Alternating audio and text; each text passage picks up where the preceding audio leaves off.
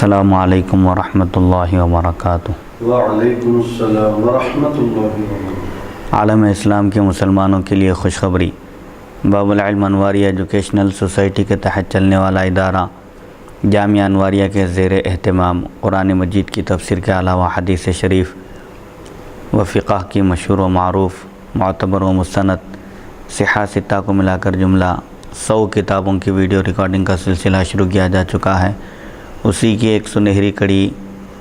ابن ماجہ شریف کا درس بھی ہے جو الحمدللہ جاری و ساری ہے۔ بیات سید الشہداء سیدنا امام علی مقام سیدنا امام حسین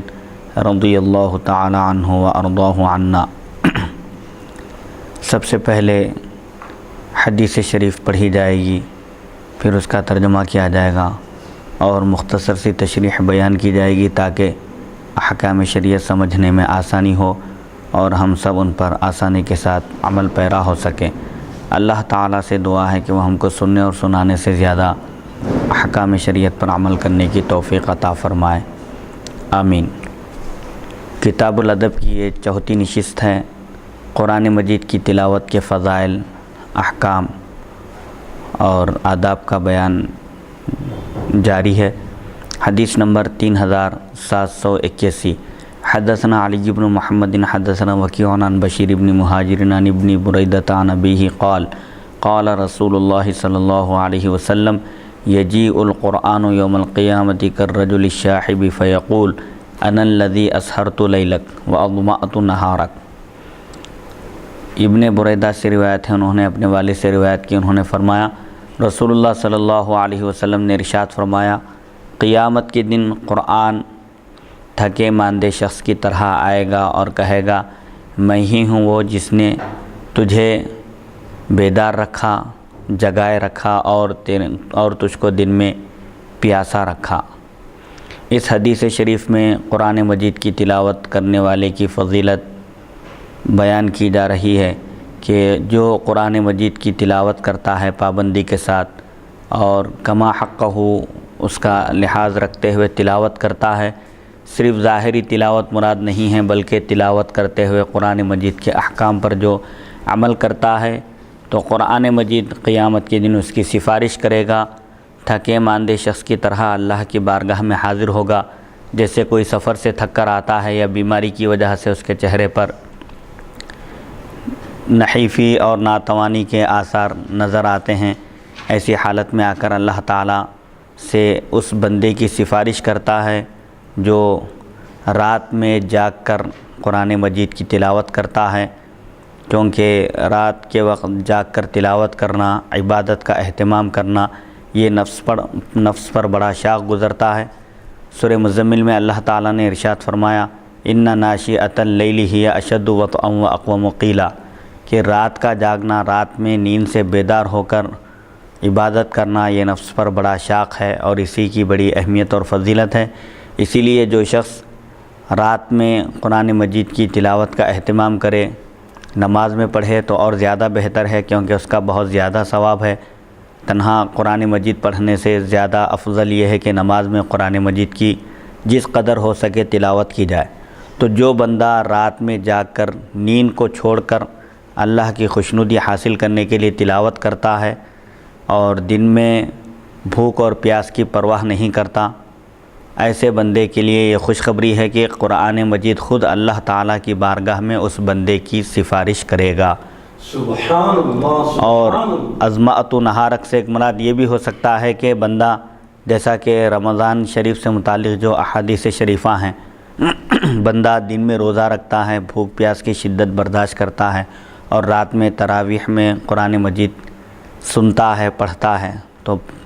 قرآن مجید اور روزہ دونوں بھی بندے کی سفارش کریں گے۔ روزہ کہے گا کہ میں نے دن کو بھوک کھانے اور پینے سے بندے کو روکے رکھا، اور قرآن کہے گا کہ میں نے رات میں سونے سے اس کو منع کیا، روکے رکھا، جس کی وجہ سے وہ تراویح میں اور قیام اللیل میں قرآن مجید کی تلاوت کی سعادت حاصل کیا۔ بہرحال اس حدیث شریف میں قرآن مجید کی کما حقہ تلاوت کرنے والے ظاہری الفاظ کے ساتھ باطنی معانی اور مفہوم پر غور و فکر کرنے والے اور خاص طور پر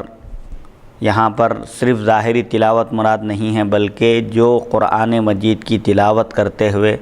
قرآن مجید میں وارد احکام پر عمل کرے گا، اس کے لیے یہ عظیم خوشخبری ہے کہ خود قرآن مجید اللہ کی بارگاہ میں اس بندے کی سفارش کرے گا اور اللہ تعالیٰ قرآن مجید کی سفارش قبول فرمائے گا۔ حدیث نمبر 3782، حدثنا ابو بکر بن ابی شیبۃ وعلی بن محمد قال حدثنا وکیع عن الاعمش عن ابی صالح عن ابی ہریرہ قال قال رسول اللہ صلی اللہ علیہ وسلم ایحب احدکم اذا رجع الى اہلہ ان یجد فیہ 3 خلیفات عظام سمان قلنا نعم قال فثلاث آیات یقرأہن احدکم فی صلاته خیر له من 3 خلیفات سمان عظام۔ ابو ہریرہ رضی اللہ عنہ سے روایت انہوں نے فرمایا رسول اللہ صلی اللہ علیہ وسلم نے ارشاد فرمایا، کیا تم میں سے کوئی جب اپنے اہل و عیال کے پاس واپس لوٹے تو یہ پسند کرتا ہے کہ وہ اپنے گھر میں اپنے اہل و عیال کے پاس 3 فربا موٹی تازی گابھن اونٹنیوں کو پائے؟ اونٹ عرب کے پاس سب سے پسندیدہ مال تھا، تو صحابہ سے حضور صلی اللہ علیہ وسلم نے پوچھا کیا تم میں سے کوئی جب اپنے اہل و عیال کے پاس پہنچے تو کیا وہ اس بات کو پسند کرتا ہے کہ وہ اپنے گھر میں اپنے اہل و عیال کے پاس 3 موٹی تازی بڑی بڑی فربا حاملہ اونٹنیوں کو پائے؟ تو ہم نے عرض کیا ہاں، تو آپ صلی اللہ علیہ وسلم نے فرمایا پس 3 آیتیں جن کی تم میں سے کوئی اپنی نماز میں تلاوت کرتا ہے، قرات کرتا ہے، وہ اس کے لیے 3 بڑی بڑی موٹی فربا حاملہ اونٹنیوں سے بھی زیادہ بہتر ہے ہر نماز میں۔ اس حدیث شریف میں یہ بات بتائی جا رہی ہے کہ قرآن مجید کی تلاوت، قرآن مجید کی ایک ایک آیت ایسی عظمت والی ہے کہ حضور صلی اللہ علیہ وسلم فرماتے ہیں کہ عرب کے پاس اونٹ چونکہ سب سے پسندیدہ مال ہے، ان کی سواری، ان کے کھانے پینے کے لیے ہر چیز میں اونٹ کا وہ لوگ زیادہ استعمال کرتے ہیں، سواری کے لیے بھی اونٹ زیادہ استعمال ہوتے ہیں، اور سرخ اونٹ اور بہرحال حاملہ اونٹنی خاص طور پر چونکہ اہمیت کی حامل ہوتی ہے، اس سے اونٹوں کا سلسلہ جاری رہتا ہے اور مال و دولت میں اضافہ ہوتا ہے۔ تو اگر اونٹ موٹے تازے ہوں، فربا ہوں، اونٹنیاں اگر حاملہ ہو تو یہ عرب کو اور بہت زیادہ پسند ہے۔ تو آپ صلی اللہ علیہ وسلم نے یہاں پر یہ فرمایا کہ جب کوئی شخص اگر اپنے گھر پہنچے اور وہاں پر 3 موٹی موٹی فربا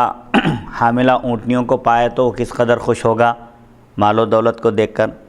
تو یہ تو ہر شخص چاہتا ہے کہ وہ دنیاوی اعتبار سے معاشی طور پر مستحکم ہو، مضبوط ہو، اور جس قدر اس کے پاس مال زیادہ آئے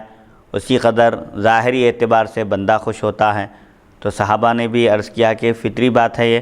کہ جب کسی کے مال و دولت میں اضافہ ہو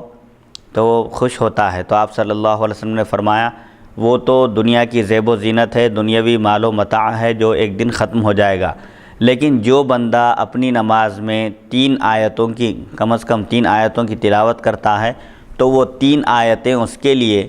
ایسی فربا اور حاملہ 3 اونٹنیوں سے کہیں افضل اور بہتر ہے، اس کو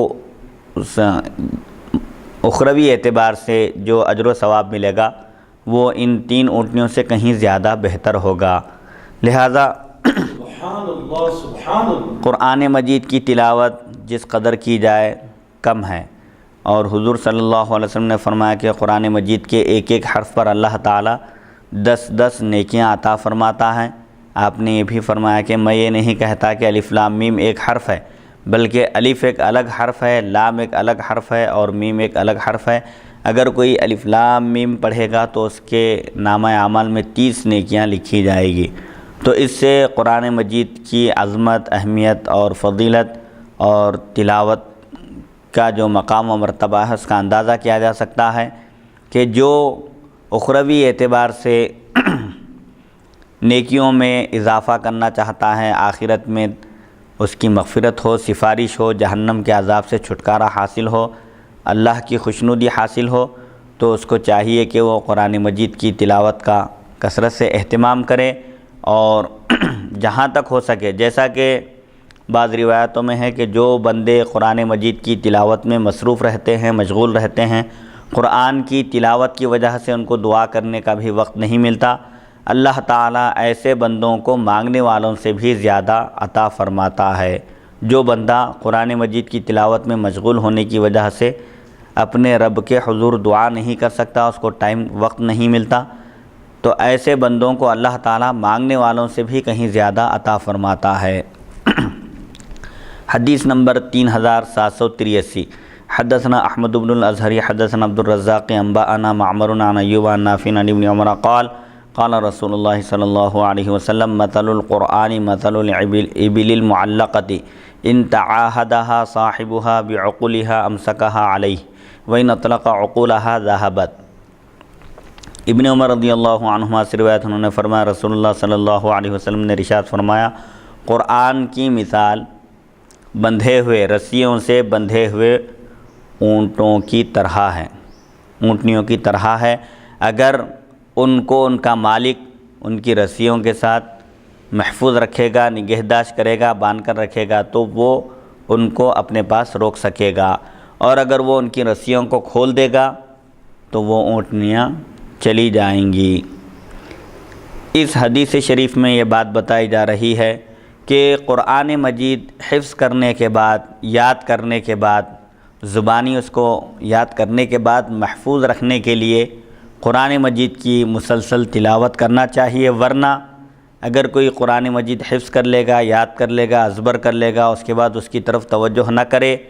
تلاوت نہ کرے تو قرآن مجید وہ بھول جائے گا، اس کے دل سے قرآن مجید ایسے ہی نکل جائے گا۔ جیسے اونٹنیوں کو یہاں پر تشبیہ دے کر بتایا جا رہا ہے کہ اونٹنیوں کو محفوظ رکھنے کے لیے، فرار ہونے سے بچانے کے لیے ان کو باندھ کر رکھا جاتا ہے، ان کی نگرانی کی جاتی ہے، ان کی طرف توجہ دی جاتی ہے، تو جس طرح اونٹنیوں کو محفوظ رکھنے کے لیے باندھ کر رکھنا ضروری ہے، ورنہ وہ لوگ کسی بھی وقت نکل کر چلے جائیں گے، ایسے ہی قرآن مجید کو سینے میں محفوظ رکھنے کے لیے جو قرآن مجید یاد کیا گیا ہے اس کو محفوظ رکھنے کے لیے اس کی مسلسل روزانہ تلاوت کرنا ضروری ہے۔ جو اپنی توجہ اس کی طرف سے ہٹا دے گا، صرف حفظ کر لے گا اور دوسرے کاروبار میں مصروف ہو جائے گا، دنیاوی کاروبار میں، تجارت میں یا کسی بھی کام میں یا مصروف نہ ہو لیکن قرآن مجید کی تلاوت نہ کرے، اہتمام نہ کرے،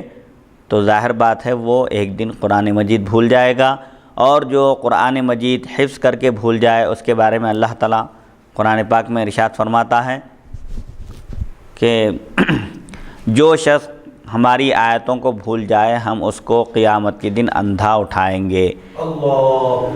ایسی سخت وعید ہے یہ حافظ قرآن کے لیے، جو لوگ قرآن مجید حفظ کرتے ہیں، یاد کرتے ہیں، زبانی یاد کرتے ہیں، اپنے سینوں میں اس کو محفوظ کرتے ہیں، لیکن اس کے بعد تلاوت کا اہتمام نہیں کرتے، نتیجے میں قرآن مجید وہ بھول جاتے ہیں، تو ایسے لوگوں کے انجام کے بارے میں اللہ تعالیٰ فرماتا ہے کہ قیامت کے دن وہ نابینا اندھے اٹھائے جائیں گے۔ اسی لیے جو حفاظ کرام ہیں، قرآن مجید کی حفظ کی سعادت حاصل کرتے ہیں،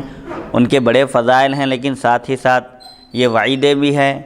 لیکن یہ ان کے لیے ہے جو قرآن مجید یاد کر کے بھول جائے۔ قرآن مجید حفظ کریں،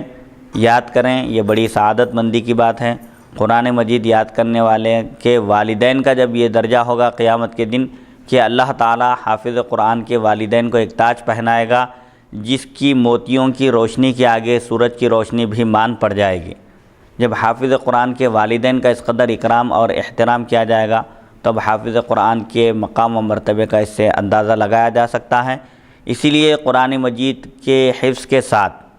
روزانہ تلاوت کا اہتمام کرنا چاہیے تاکہ قرآن مجید سینے میں محفوظ رہے، بھول نہ جائیں۔ تو اس میں تشبیہ دے کر یہ بات بتائی جا رہی ہے کہ قرآن مجید کا معاملہ بھی ایسا ہی ہے، صرف یاد کر کے چھوڑ دینے سے وہ محفوظ نہیں رہتا، یاد کرنے کے بعد قرآن مجید کے تقاضوں پر عمل کرنا چاہیے، اور قرآن مجید ہم سے کس بات کا مطالبہ کرتا ہے اس طرف توجہ دینا چاہیے۔ ظاہری تلاوت کے ساتھ عمل کا بھی پیکر بننا چاہیے، قرآن مجید کی تلاوت کے ساتھ اس کے معانی اور مفاہیم پر غور و فکر کرتے ہوئے اپنی زندگی میں خوشگواری لانا ہے، تو قرآن مجید کی تلاوت کے ساتھ قرآن مجید میں موجود احکام پر بھی عمل کرنا چاہیے، اور قرآن مجید کی تلاوت کا اگر ہم اہتمام کریں، پابندی کر لیں، تو قرآن مجید جو یاد کیا گیا ہے وہ محفوظ بھی رہے گا اور اللہ تعالیٰ کے انعامات اور اکرامات کے مستحق قرار پائیں گے۔ حدیث نمبر 3784، حدثنا ابو مروان محمد بن عثمان العثمانی حدثنا عبدالعزیز بن ابی حازم عن العلاء بن عبد الرحمن عن ابیہ عن ابی ہریرہ قال سمعت رسول اللہ صلی اللہ علیہ وسلم یقول قال اللہ عز وجل قسمت الصلاة بینی وبین عبدی شطرین فنصفها لی ونصفها لعبدی ولعبدی ما سأل قال فقال رسول اللہ صلی اللہ علیہ وسلم اقرؤوا يقول العبد الحمد لله رب العالمين فيقول الله عز وجل حمدني عبدي ولعبدي ما سأل فيقول الرحمن الرحيم فيقول أثنى علي عبدي ولعبدي ما سأل يقول مالك يوم الدين فيقول الله مجدني عبدي فهذا لي وهذه الآية بيني وبين عبدي نصفين يقول العبد إياك نعبد وإياك نستعين يعني فهذه بيني وبين عبدي ولعبدي ما سأل وآخر السورة لعبدي يقول العبد اهدنا الصراط المستقيم صراط الذين أنعمت عليهم غير المغضوب عليهم ولا الضالين فهذا لعبدي ولعبدي ما سأل۔ ابو ہریرہ رضی اللہ عنہ سے روایت انہوں نے فرمایا میں نے رسول اللہ صلی اللہ علیہ وسلم کو ارشاد فرماتے ہوئے سنا، اللہ بزرگ و برتر نے ارشاد فرمایا۔ حدیث قدسی ہے جس میں اللہ تعالیٰ ارشاد فرماتا ہے،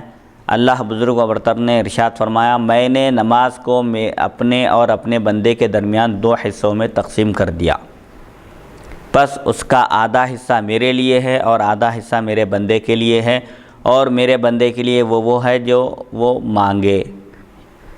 قال انہوں نے کہا، یعنی ابو ہریرہ رضی اللہ عنہ نے فرمایا پس رسول اللہ صلی اللہ علیہ وسلم نے ارشاد فرمایا تم پڑھو، تلاوت کرو۔ بندہ کہتا ہے الحمدللہ رب العالمین۔ نماز میں جب بندہ سورہ فاتحہ کی تلاوت کرتا ہے، الحمدللہ رب العالمین کہتا ہے، تو اللہ بزرگ و برتر فرماتا ہے میرے بندے نے میری تعریف کی، میری حمد و ثنا بجا لائی۔ حمد کے معنی ہے تعریف کرنا، تعریف سے مراد تمام خوبیوں اور کمالات کا سرچشمہ قرار دینا اور تمام عیوب اور نقائص سے منزہ ماننے کا نام حمد ہے۔ اللہ کی تعریف کرنے کا مطلب یہ ہے کہ اللہ تعالیٰ تمام خوبیوں اور کمالات کا سرچشمہ ہے اور تمام عیوب اور نقائص سے منزہ اور پاک ہے۔ جب بندہ الحمدللہ رب العالمین، تمام تعریف اللہ کے لیے سزاوار ہے جو سارے جہانوں کا رب ہے، جب یہ کہتا ہے بندہ تو اللہ تعالیٰ فرماتا ہے کہ میرے بندے نے میری تعریف کی اور میرے بندے کے لیے وہ ہے جو وہ مانگے۔ جب وہ جیسے عام طور پر دنیاوی لوگوں کا بھی طریقہ ہے کہ وہ جب کسی بادشاہ سے اپنی کوئی مراد پانا چاہتے ہیں، کوئی کام نکالنا چاہتے ہیں، تو طریقہ ہوتا ہے یہ کہ اس کو کوئی تحفہ دیا جاتا ہے، اس کی تعریف کی جاتی ہے۔ تو ایسے ہی بندے بھی جب اللہ تعالیٰ کی بارگاہ میں دستے سوال دراز کرتے ہیں، مانگتے ہیں، تو یہ آداب بتائے گئے ہیں کہ پہلے تعریف کی جائے، جس سے مانگا جا رہا ہے اس کی تعریف کی جائے۔ پس جب بندہ کہتا ہے الرحمن الرحیم، جو نہایت مہربان بے حد رحم کرنے والا ہے، جب یہ کہتا ہے تو اللہ تعالیٰ فرماتا ہے کہ میرے بندے نے میری تعریف کی، میری حمد و ثنا بجا لائی، اور میرے بندے کے لیے وہ ہے جو وہ مانگے۔ جب بندہ کہتا ہے مالک یوم الدین، جو بدلے کے دن کا، فیصلے کے دن کا مالک ہے، تو اللہ تعالیٰ فرماتا ہے میرے بندے نے میری تعریف کی، بزرگی بیان کی اور حمد و ثنا کی۔ فہذا لی، یہاں تک یہ چیز میرے لیے ہے، یعنی اللہ سورہ فاتحہ کی ابتدائی 3 آیتوں میں اللہ تعالیٰ کے لیے حمد و ثنا کا بیان ہے اور اللہ تعالیٰ کے صفات کا ذکر ہے کہ وہ بے انتہا مہربان، بے حد رحم کرنے والا ہے اور فیصلے کے دن کا مالک ہے۔ یہاں تک جب بندہ پڑھتا ہے تو اللہ تعالیٰ فرماتا ہے کہ یہاں تک یہ میرے لیے ہے، یعنی اس میں اللہ تعالیٰ کی تعریف اور توصیف اور تمجید کا ذکر ہے، اور یہ آیت میرے اور میرے بندے کے درمیان آدھی آدھی ہے۔ کون سی آیت؟ بندہ کہتا ہے ایاک نعبد و ایاک نستعین، ہم تیری ہی عبادت کرتے ہیں اور تجھ ہی سے مدد طلب کرتے ہیں، یعنی یہ چیز میرے اور میرے بندے کے درمیان ہے۔ اللہ تعالیٰ فرماتا ہے کہ عبادت صرف اللہ کی ہوگی اور اسی سے مدد طلب کی جائے گی۔ پہلے بندہ اللہ کا حق ادا کرتا ہے، اس آیت میں پہلے اللہ کے حق کا ذکر ہے، پھر بعد میں بندے کے حصے کا ذکر ہے کہ دنیا میں پیش آنے والی مصیبتوں میں اللہ سے مدد طلب کرنا چاہیے، اور چاہے دنیا ہو یا آخرت ہو، ہر جگہ اللہ تعالیٰ ہی حقیقی مدد کرنے والا ہے۔ لہٰذا یہ آیت اللہ تعالیٰ فرماتا ہے کہ یہ میرے اور میرے بندے کے درمیان ہیں، اور میرے بندے کے لیے وہ چیزیں ہوں گی جو وہ مانگے گا۔ اور آخری سورہ یعنی سورت کی آخری آیتیں سورہ فاتحہ کی میرے بندے کے لیے ہے۔ بندہ کہتا ہے اہدنا الصراط المستقیم، اے مولا تو ہم کو سیدھے راستے پر چلا، ان لوگوں کا راستہ جن پر تو نے انعام کیا، نہ کہ ان لوگوں کا راستہ جن پر تیرا غضب نازل ہوا، اور نہ ان لوگوں کا راستہ جو سیدھے راستے سے بھٹک گئے، یعنی یہود و نصارہ کا راستہ نہ چلا، ہم کو صالحین کا متقی پرہیزگار لوگوں کا راستہ چلا۔ تو یہ میرے بندے کے لیے ہے، اللہ تعالیٰ فرماتا ہے، اور میرے بندے کے لیے وہ چیزیں ہوں گی جو وہ مانگے گا۔ تو سورہ فاتحہ کی اس میں فضیلت بیان کی جا رہی ہے کہ سورہ فاتحہ میں 7 آیتیں ہیں، اور اللہ تعالیٰ فرماتا ہے کہ اس میں آدھا حصہ بندے کا ہے اور آدھا حصہ میرا ہے، یعنی ابتدائی 3 آیتوں میں اللہ تعالیٰ کی حمد و ثنا، تعریف، توصیف، تمجید کا ذکر ہے، اور اس کی رحمانیت اور رحیمیت کا ذکر ہے۔ قیامت کے دن وہی فیصلہ کرے گا، بندوں کے اختلافات کا، بندوں کے تمام اعمال کا محاسبہ کرے گا، حساب کتاب ہوگا۔ اور پھر اس کے بعد جو ایک آیت ہے چوتھی، ایاک نعبد و ایاک نستعین، وہ اللہ اور بندے کے درمیان ہے، یعنی عبادت کرے گا بندہ اللہ کی، اور اللہ ہی سے مدد طلب کرے گا مشکلات میں، مصائب میں، آفتوں میں، فتنوں میں، اپنے دین کی حفاظت کے لیے، دنیا کی حفاظت کے لیے، جان و مال کی حفاظت کے لیے، اور تمام لوگوں کی حفاظت کے لیے اللہ سے بندہ رجوع ہوگا۔ اور اس کے بعد اہدنا الصراط المستقیم سے یہاں بندے کا مدعا ہے، بندہ یہ چاہتا ہے کہ وہ دنیا میں زندگی گزارے تو سیدھے راستے پر رہے، صراط مستقیم پر گامزن رہے، وہ سیدھا راستہ جو انبیاء نے بتایا، انبیاء جس راستے پر چلے، اللہ تعالیٰ نے جن پر انعام فرمایا، وہ منعم علیہم بندے کون ہیں؟ قرآن پاک ہی کی آیت میں اللہ تعالیٰ نے اس کی تشریح فرما دی۔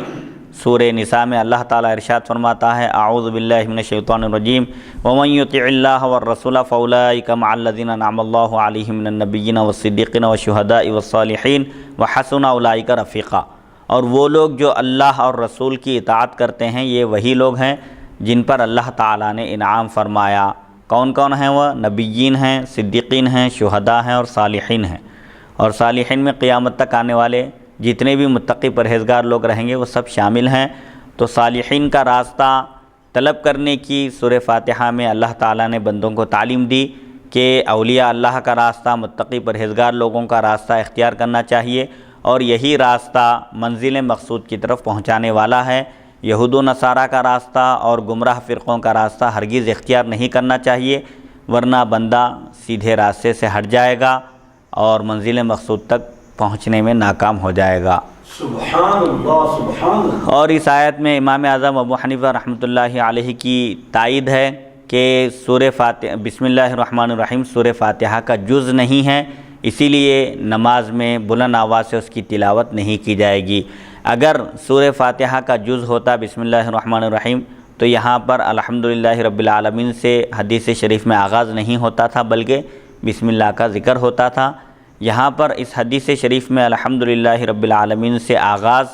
خود اس بات کی دلیل ہے کہ بسم اللہ الرحمن الرحیم سورہ فاتحہ کا جز نہیں ہے، اسی لیے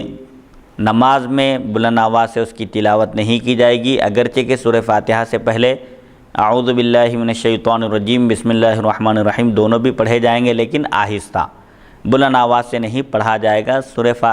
بسم اللہ الرحمن الرحیم کسی بھی سورہ کا جز نہیں ہے، صرف تبرکاً اس کو نازل کیا گیا ہے، اور سورہ کے درمیان فصل کے لیے اس کو نازل کیا اللہ تعالیٰ نے۔ بہرحال اس حدیث شریف میں سورہ فاتحہ کی فضیلت بیان کی جا رہی ہے۔ سورہ فاتحہ قرآن مجید کا سب سے پہلا سورہ ہے، یہ گویا کہ قرآن مجید کا دیباچہ ہے، اور اس سورہ میں پورے قرآن مجید کا خلاصہ ہے، اور اس سورہ کے کئی نام احادیث شریفہ میں وارد ہیں۔ حضور صلی اللہ علیہ وسلم نے بھی اس کے بہت سارے فضائل بیان کیے، اور اس سورہ کو سبع مثانی بھی کہا جاتا ہے۔ غالباً آگے آئے گا وہ کہ سورہ فاتحہ یہ ایک ایسی صورت ہے جس کی بار بار تلاوت کی جاتی ہے، ہر نماز میں اس کی تلاوت کی جاتی ہے، چاہے فرض ہو یا نفل ہو یا سنت ہو، جہری نماز ہو یا سری نماز ہو، ہر رکعت میں سورہ فاتحہ پڑھی جاتی ہے۔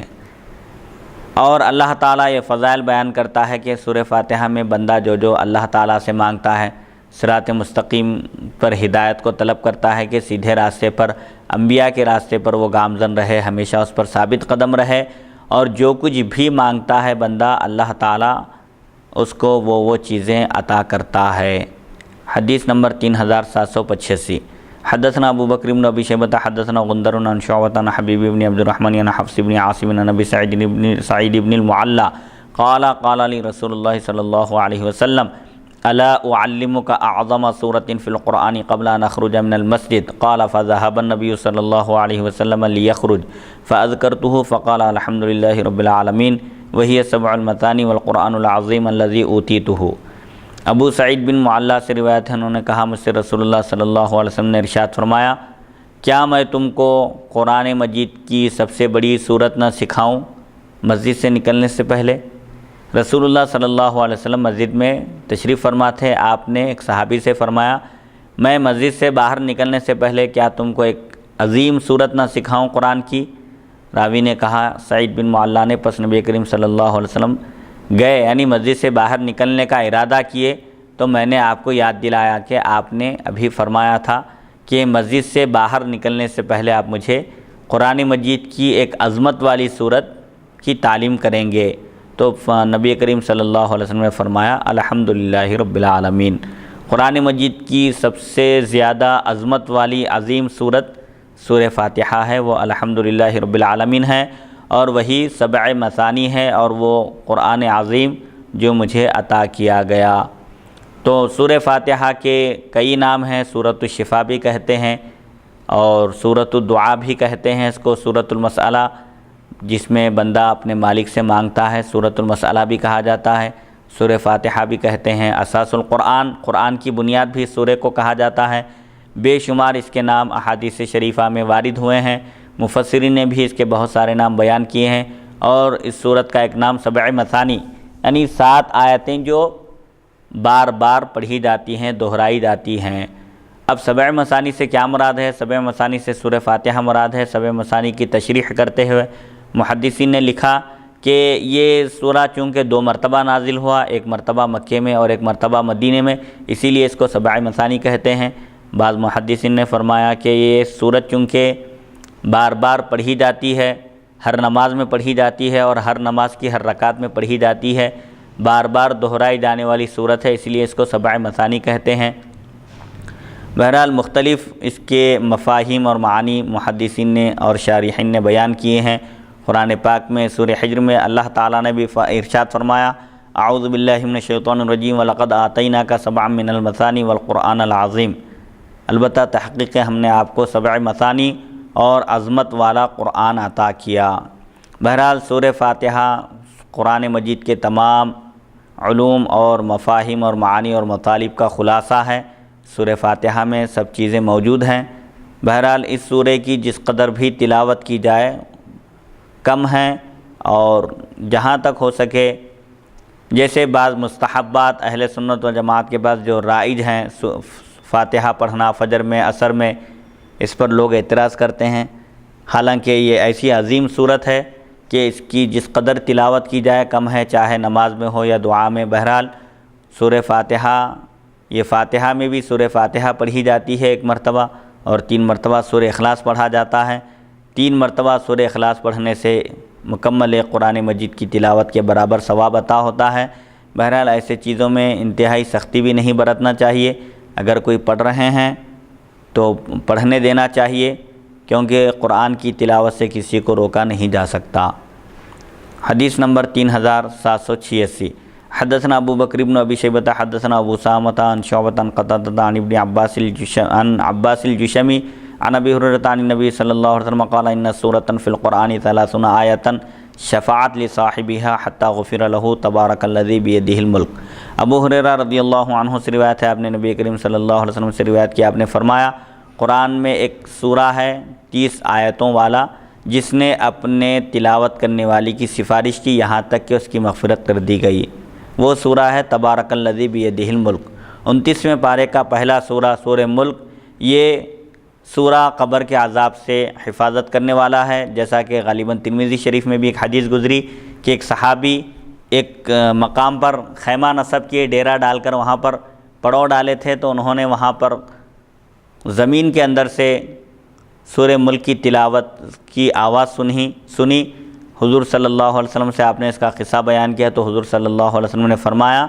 کہ سورہ ملک سورہ منجیہ ہے، سورہ واقعہ ہے، یعنی حفاظت کرنے والی، عذاب قبر سے بچانے والی صورت ہے۔ اسی لیے مفسرین اور محدثین نے لکھا ہے کہ جو کوئی روزانہ عشاء کی نماز کے بعد سورہ ملک کی تلاوت کا اہتمام کرے گا، اللہ کے فضل و کرم سے وہ عذاب قبر سے محفوظ اور مأمون رہے گا۔ یہ 30 آیتوں والی ایک صورت ہے، لیکن عذاب قبر سے حفاظت کرنے والی ہے، اس کی تلاوت کا اہتمام کرنا چاہیے۔ یہ غالباً اسی واقعے کی طرف اشارہ ہے کہ سورہ ملک کی تلاوت کرنے کی وجہ سے اللہ تعالیٰ نے صاحب قبر کو عذاب سے محفوظ اور مأمون رکھا اور مغفرت فرما دی۔ تو اس سے سورہ ملک کی فضیلت اور اس کی اہمیت کا اندازہ لگایا جا سکتا ہے کہ قرآن مجید کی تلاوت بندے کے لیے عذاب قبر سے حفاظت اور آخرت میں دوزخ کے عذاب سے نجات کا ذریعہ ہے۔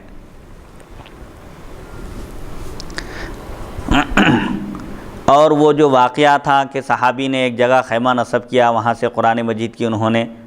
آواز سنی، سورہ ملک کی تلاوت، تو اس سے معلوم ہوتا ہے کہ جو اللہ کے نیک بندے ہوتے ہیں وہ اپنی قبروں میں زندہ رہتے ہیں اور قرآن کی تلاوت بھی کرتے ہیں۔ بلکہ ثابت بنانی جو حضرت انس بن مالک رضی اللہ عنہ کے شاگرد تھے، تابعی، انہوں نے یہ خواہش کی تھی اللہ تعالیٰ سے کہ ان کو قبر میں بھی نماز پڑھنے کا موقع عطا کیا جائے، چنانچہ وہ قبر میں بھی نماز ادا کیا کرتے تھے۔ بہرحال اللہ کے جو محبوب اور مقرب بندے ہوتے ہیں، اللہ کا تقرب جن کو حاصل ہوتا ہے، ان کے مقامات اور ان کا مرتبہ انتہائی اعلیٰ اور رفیع ہوتا ہے۔ حدیث نمبر 3787، حدثنا ابو بکر حدثنا خالد بن مخلد حدثنا سلیمان بن بلال حدثنی سہیل عن ابیہ عن ابی ہریرہ قال قال رسول اللہ صلی اللہ علیہ وسلم قل هو اللہ احد تعدل ثلث القرآن۔ ابو ہریرہ رضی اللہ عنہ سے روایت، ہم نے فرمایا رسول اللہ صلی اللہ علیہ وسلم نے ارشاد فرمایا قل هو اللہ احد، یہ 1/3 قرآن کے برابر ہے۔ چونکہ سورہ اخلاص میں اللہ کی توحید وحدانیت کا ذکر ہے اور قرآن مجید کے جو جملہ احکام ہیں اور جو مضامین ہیں وہ 3 طرح کے ہیں، ان میں سے ایک توحید بنیادی مضمون ہے۔ تو قرآن مجید میں سورہ اخلاص میں چونکہ توحید کا مضمون ہے، اللہ کی وحدانیت کا ذکر ہے کہ اللہ یکتا ہے، وہ بے نیاز ہے، مخلوق میں سے کسی کا محتاج نہیں ہے، وہ نہ کسی کا باپ ہے اور نہ ہی کسی کا بیٹا اور کوئی اس کا ہمسر نہیں ہے، وہ مخلوق میں سے کسی کے جیسا نہیں ہے اور مخلوق میں سے کوئی اس کے جیسا نہیں ہے، وہ بے مثل و بے مثال ہے، وہ یکتا ہے، وہ تنہا ہے، وہ بے نیاز ہے۔ یہ بہرحال سورہ اخلاص کا مضمون ہے اور یہ 1/3 قرآن کے برابر ہے۔ جو صدق دل سے ایک مرتبہ سورہ اخلاص پڑھتا ہے گویا اس کو 10 پارے کی تلاوت کا ثواب ملتا ہے، گویا اس نے 10 پاروں کی تلاوت کی سعادت حاصل کی۔ اور جو 3 مرتبہ سورہ اخلاص پڑھے گا، ظاہر بات ہے اس کو پورے قرآن مجید کے برابر اجر و ثواب عطا کیا جائے گا۔ یہ فضیلت بتانا ہے، اس کا مطلب یہ نہیں ہے کہ بس خالی سورہ اخلاص ہی کی تلاوت کی جائے، بلکہ بتلانا مقصد ہے کہ یہ ایک اہم اور عظیم سورہ ہے جس میں اللہ کی وحدانیت کا ذکر ہے اور بندے کو اس کی تلاوت کا بھی اہتمام کرنا چاہیے۔ حدیث نمبر 3788، حدثنا حسن بن علی الخلال حدثنا یزید بن ہارون عن جریر بن حازم عن قتادہ عن انس بن مالک قال قال رسول اللہ صلی اللہ علیہ وسلم قل هو اللہ احد تعدل ثلث القرآن۔ انس بن مالک رضی اللہ عنہ سے روایت، ہم نے فرمایا رسول اللہ صلی اللہ علیہ وسلم نے ارشاد فرمایا قل هو اللہ احد، سورہ اخلاص 1/3 قرآن کے برابر ہے۔ سورہ اخلاص کی تلاوت ایک مرتبہ 10 پاروں کی تلاوت کے برابر ہے اجر و ثواب میں۔ حدیث نمبر 3759، حدثنا علی بن محمد حدثنا وکیع عن سفیان عن ابی قیس الاودی عن عمرو بن میمون عن ابی مسعود الانصاری قال قال رسول اللہ صلی اللہ علیہ وسلم اللہ احد اللہ الصمد تعدل ثلث القرآن۔ ابو مسعود انصاری رضی اللہ عنہ سے روایت، ہم نے فرمایا رسول اللہ صلی اللہ علیہ وسلم نے ارشاد فرمایا اللہ احد اللہ الصمد، قل هو اللہ احد اللہ الصمد سے مراد پورا سورہ ہے۔ سورہ اخلاص 1/3 قرآن کے برابر درجہ رکھتا ہے اجر و ثواب میں۔ جو ایک مرتبہ سورہ اخلاص پڑھے گا صدق دل سے تو اس کو 10 پاروں کی تلاوت کے برابر اجر و ثواب ملے گا۔ حدیث نمبر 3790، باب فضل الذکر، ذکر کی فضیلت کا بیان۔ حدثنا یعقوب بن حمید بن قاسم حدثنا المغیرۃ بن عبد الرحمن عن عبد اللہ بن سعید بن ابی ہند عن زیاد بن ابی زیاد مولى بن عیاش عن ابی بحریۃ عن ابی الدرداء ان النبی صلی اللہ علیہ وسلم قال الا انبئکم بخیر اعمالکم وارضاها عند ملیککم وارفعها فی درجاتکم وخیر لکم من اعطاء الذهب والورق ومن ان تلقوا عدوکم فتضربوا اعناقهم ويضربوا اعناقکم قالوا وما ذاك یا رسول اللہ قال ذکر اللہ۔ ابو الدرداء رضی اللہ عنہ سے روایت ہے کہ نبی کریم صلی اللہ علیہ وسلم نے ارشاد فرمایا، کیا میں تم کو تمہارے سب سے بہترین عمل کی خبر نہ دوں؟ سب سے بہترین عمل اور جو تمہارے مالک کے پاس سب سے زیادہ پسندیدہ ہو اور تمہارے درجات میں سب سے زیادہ بلند ہو اور تمہارے لیے سونا اور چاندی دینے سے، خیرات کرنے سے زیادہ بہتر ہو، اور اس سے بہتر ہو کہ تم اپنے دشمن سے ملاقات کرو، یعنی تمہارا اپنے دشمن سے سامنا ہو اور تم ان کی گردنیں مارو اور وہ تمہاری گردنیں ماریں۔ اس سے بھی بہترین عمل کیا میں تم کو نہ بتلاؤں؟ صحابہ نے عرض کیا وہ کیا ہے یا رسول اللہ صلی اللہ علیہ وسلم؟ تو آپ نے فرمایا اللہ کا ذکر، اللہ کو یاد کرنا، اللہ کا ذکر کرنا، یہ سب سے بہترین عمل ہے۔ ایسا عمل جو اللہ تعالیٰ کو پسندیدہ ہے، تمام اعمال میں سب سے بہترین ہے، اللہ کو راضی کرنے والا ہے اور درجات میں اضافہ کرنے والا ہے، اور سونا اور چاندی بھی اللہ کی راہ میں خیرات کرنے سے، اللہ کی راہ میں جہاد کرنے سے بھی کہیں زیادہ افضل ہے، کیونکہ قرآن مجید میں کثرت سے اللہ کا ذکر کرنے کی تلقین کی گئی کہ صبح و شام اللہ کی پاکی بیان کرو، اس کا ذکر کرو، کثرت سے اللہ کو یاد کرو۔ اللہ کو یاد کرنے کا مطلب یہ ہے کہ اللہ کی تعریف کی جائے، اس کی توصیف کی جائے، اس کی تمجید، اس کی بزرگی بیان کی جائے، نمازوں کا اہتمام کریں، قرآن مجید کی تلاوت کریں، درود شریف کی کثرت کریں، اور جو اذکار احادیث شریفہ میں وارد ہیں ان کا اہتمام کریں۔ تو اس سے ذکر کی فضیلت معلوم ہوتی ہے کہ اللہ بزرگ و برتر کا ذکر کرنا یہ دنیا و ما فیہا، دنیا اور دنیا میں جو کچھ چیزیں موجود ہیں ان تمام سے افضل اور بہتر ہے۔ اللہ کو یاد کرنا یہ سب سے پسندیدہ عمل ہے۔ وقال معاذ بن جبل ما عمل امرؤ بعمل انجا له من عذاب اللہ عز وجل من ذکر اللہ۔ معاذ بن جبل نے فرمایا کہ اللہ بزرگ و برتر کے عذاب سے نجات دینے والا عمل اللہ کے ذکر سے افضل کوئی عمل نہیں ہے، یعنی اللہ کا ذکر بندے کو اللہ کے عذاب سے محفوظ اور مأمون رکھتا ہے۔ جو بندہ اللہ کا ذکر کرتا ہے وہ اللہ کے عذاب سے محفوظ ہو جاتا ہے، اللہ تعالیٰ اپنے فضل و کرم سے اس کو عذاب سے محفوظ رکھتا ہے۔ تو بہرحال جہاں تک ذکر کا اہتمام کیا جائے کم ہے، ذکر سے درجات بلند ہوتے ہیں، اللہ تعالیٰ خوش ہوتا ہے، اور ذکر بندے کو اللہ کے عذاب سے حفاظت کی ضمانت عطا کرتا ہے۔ حدیث نمبر 3791، حدثنا ابو بکر بن ابی شیبہ حدثنا یحیی بن آدم عن عمار بن رزیق عن ابی اسحاق عن الاغری ابی مسلم عن ابی ہریرہ و ابی سعید یشہدان به علی النبی صلی اللہ علیہ وسلم قال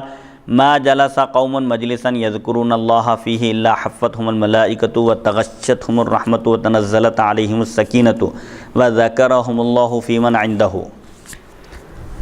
ابو ہریرہ اور ابو سعید رضی اللہ عنہما گواہی دیتے ہیں اس بات کی کہ نبی کریم صلی اللہ علیہ وسلم نے فرمایا کہ جو کوئی قوم اللہ کا ذکر کرتے ہوئے بیٹھتی ہے، جس مجلس میں بھی جو قوم اللہ کا ذکر کرتے ہوئے بیٹھتی ہے تو ان کے پاس فرشتے ان کو گھیر لیتے ہیں اور ان پر رحمت الہی کی گھٹا چھا جاتی ہے اور ان پر سکون اور اطمینان نازل ہوتا ہے، اور اللہ تعالیٰ ان کا ذکر فرماتا ہے ان لوگوں کے پاس، ان فرشتوں کے پاس جو اس کے پاس ہوتے ہیں۔ اس حدیث شریف میں بھی ذکر کی فضیلت بیان کی جا رہی ہے کہ جو لوگ اجتماعی طور پر جمع ہو کر اللہ کا ذکر کرتے ہیں، درود شریف پڑھتے ہیں، کثرت سے استغفار کرتے ہیں، اللہ کا ذکر جہاں بھی جمع ہو کر کرتے ہیں تو وہاں پر رحمت کے فرشتے ان کو گھیر لیتے ہیں، ان پر سایہ فگن ہوتے ہیں اور رحمت الہی کی گھٹا چھا جاتی ہے۔ سکون اور اطمینان نازل ہوتا ہے اس مجلس پر، اور اللہ تعالیٰ اپنے ان بندوں کا جو کسی مجلس میں، کسی اجتماع میں، کسی مقام پر جمع ہو کر اس کا ذکر کرتے ہیں تو اللہ تعالیٰ بھی ان کو اپنے فرشتوں کے پاس یاد فرماتا ہے، ان کا ذکر کرتا ہے۔ تو بہرحال اس سے بھی ذکر کی اہمیت، فضیلت معلوم ہوتی ہے کہ جو لوگ اللہ کا ذکر کرتے ہیں رحمت کے فرشتے وہاں پہنچ جاتے ہیں اور اللہ کی رحمت بھی نازل ہوتی ہے۔ ذکر کرنے کی وجہ سے وہ ہر طرح کی آفت اور فتنے اور بلا سے محفوظ اور مأمون ہو جاتے ہیں، دلوں کو اطمینان بھی نصیب ہوتا ہے اللہ کے ذکر سے۔ قرآن پاک میں اللہ تعالیٰ نے ارشاد فرمایا، اعوذ باللہ من الشیطان الرجیم، الا بذکر اللہ تطمئن القلوب، اللہ ہی کے ذکر سے دلوں کو اطمینان نصیب ہوتا ہے، دلوں کو قرار اور سکون جو ملتا ہے وہ اللہ کے ذکر سے ملتا ہے۔ اسی لیے بندے کو چاہیے کہ وہ ہمتاً اللہ کے ذکر میں مصروف رہے، اور اگر دنیاوی کام میں مشغول بھی رہے تو توجہ اس کے دل کا میلان، اس کے قلب کا رجحان اللہ کی طرف ہو، اللہ ہی کی یاد میں اس کی زندگی بسر ہو۔ اور ایسے بندوں کے لیے بہرحال بڑی خوشخبری ہے کہ اللہ بھی اس کو یاد فرماتا ہے، اپنے پاس جو فرشتے موجود ہیں ان کے سامنے ان کا ذکر فرماتا ہے، ان بندوں کا جو اس کا ذکر کرتے ہیں۔